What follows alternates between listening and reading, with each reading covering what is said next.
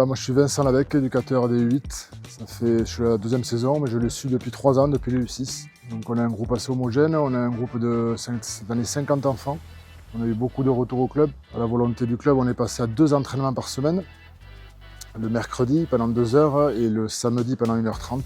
Le mercredi, comme aujourd'hui par exemple, on est sur la moyenne de 30 enfants parce qu'il y a des enfants qui ont d'autres activités aussi. Il y a des parents qui ne peuvent pas les amener, donc ils restent en garderie. Et le samedi, sur 48 inscrits, on est tout le temps en moyenne 42, 44.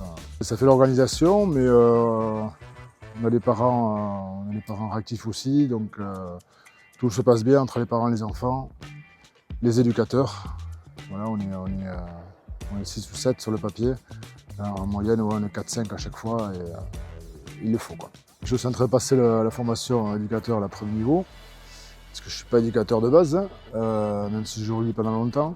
Et le fait de les suivre depuis quand même 2 ans et demi maintenant, donc on connaît les enfants, on a un programme qui est donné par la Fédé sur le jeu de plaquage, le jeu debout, le jeu en mouvement.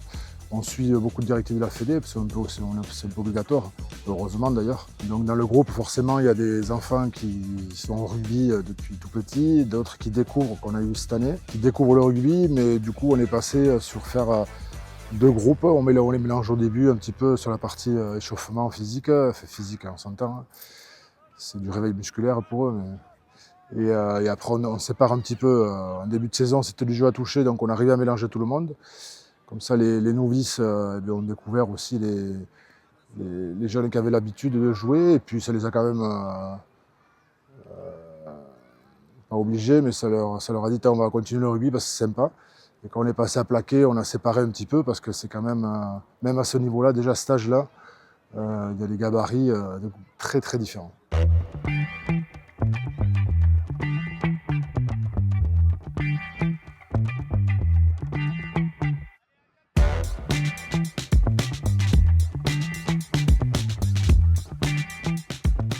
On est 2 éducateurs à Étiré, on est assez strict, on va dire la vieille école.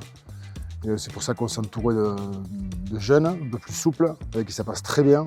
On a 2 espoirs actuellement, on a Nathan Nicolas, qui font partie du groupe pro aussi. On a Adrien, on a Olivier Franchinon, là, qui arrive d'Anglette, comme éducateur, mais qui est un biarro.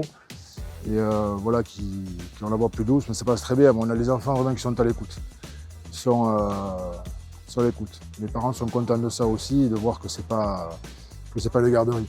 On voit déjà qu'ils ont progressé, il y a beaucoup d'enfants, on discute souvent des parents, et ils nous le disent, il y a longtemps qu'on n'était pas venus, on ne le reconnaît pas.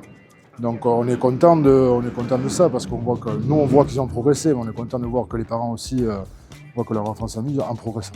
Ouais.